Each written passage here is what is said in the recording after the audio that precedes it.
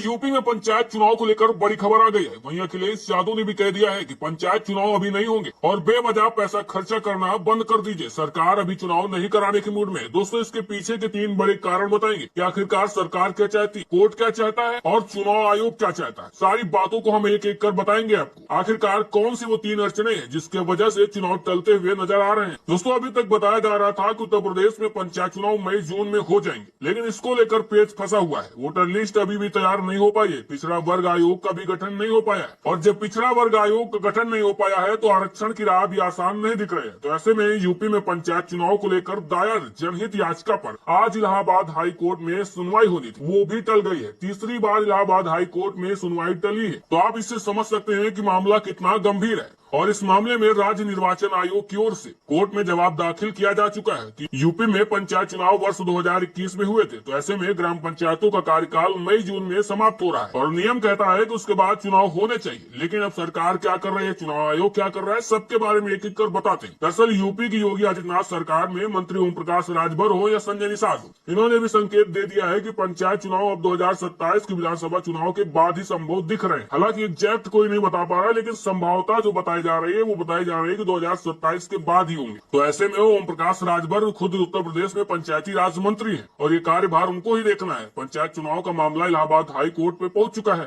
तो यूपी में ग्राम पंचायतों का कार्यकाल 26 मई को समाप्त हो रहा है और जिला पंचायतों का 21 जुलाई को और क्षेत्र पंचायतों का कार्यकाल 19 जुलाई 2026 को समाप्त हो रहा है। लेकिन समय पर चुनाव न हुए तो यहाँ पर प्रशासकों को बैठाने की जरूरत पड़ेगी। या तो 6 महीने से लेकर 1 साल तक के लिए इनका कार्यकाल बढ़ाना पड़ सकता है। तो यहाँ आपको बता दें कि इलाहाबाद हाई कोर्ट ने चुनाव आयोग से पिछली सुनवाई में पूछा था कि क्या वो मई जून में तय वक्त पर चुनाव करा पाएगा। आयोग का कहना था कि वो अपनी ओर से चुनाव प्रक्रिया को तय समय पर कराने का पक्षधर है और चुनाव आयोग प्रशासनिक और कानूनी अड़चनों को भी दूर करने के लिए सरकार के संपर्क में है। इलाहाबाद हाई कोर्ट में बुधवार को पंचायत चुनाव के मुद्दे पर सुनवाई नहीं हो सकी। हाई कोर्ट के जस्टिस अतुल सिद्धरन और जस्टिस सिद्धार्थ नंदन की डिवीजन बेंच इस पर सुनवाई करनी थी। अब अदालत नई तारीख तय करेगी। याचिकाकर्ता इम्तियाज हुसैन का कहना है कि पंचायतों का कार्यकाल आगे नहीं बढ़ाया जा सकता। पंचायत चुनाव में देरी से ग्राम पंचायत और क्षेत्र पंचायत और जिला पंचायतों का कामकाज प्रभावित होता है और विकास कार्यों में भी बाधा आती है और समस्याओं को निपटाने में भी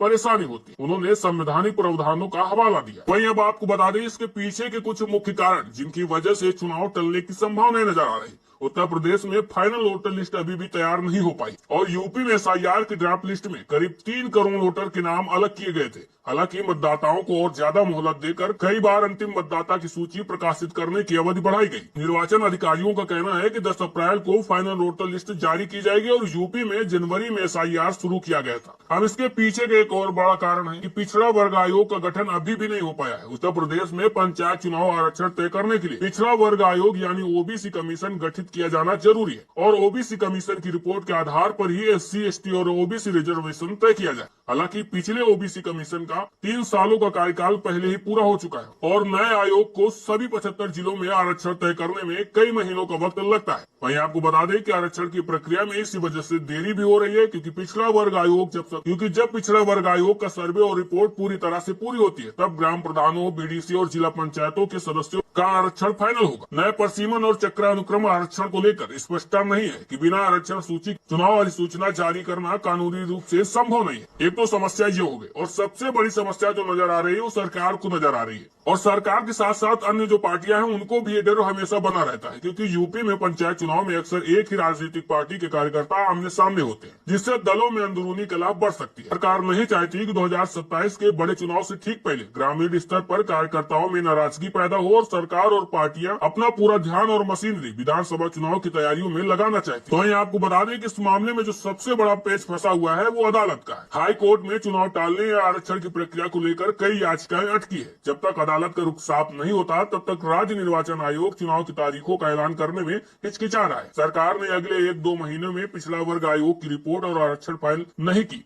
तो चुनाव 6 महीने से लेकर 1 साल तक के लिए टल सकते हैं और गांव में प्रशासक नियुक्त किए जा सकते हैं। यानी पूरी तरह से निर्भरता कोर्ट के फैसले पर। अगर फैसला आता है कि चुनाव करवाने हैं समय से, तो यानी चुनाव समय पर करवाने होंगे। अगर कोर्ट और भी समय दे देता है तो ऐसे में चुनाव फिर टल सकते हैं। सपा प्रमुख अखिलेश यादव ने भी जो पंचायत के चुनाव की तैयारी में जुटे हुए लोग हैं उनके लिए कह दिया है कि अभी से पंचायत चुनाव की तैयारियां न करें और कोई भी अपना पैसा बर्बाद न करे, क्योंकि सरकार समय से चुनाव नहीं करवाने वाली है, यानी चुनाव टाले जा सकते हैं। उनको भी समझ में आ रहा है। वैसे आपको क्या लगता है, चुनाव टालने के पीछे मुख्य कारण क्या हो सकता है? अपनी राय कमेंट बॉक्स में बताइएगा। साथ में वीडियो में दी गई जानकारी अच्छी लगी है तो ज्यादा से ज्यादा लाइक और शेयर करके चैनल को भी सब्सक्राइब और फॉलो करिएगा।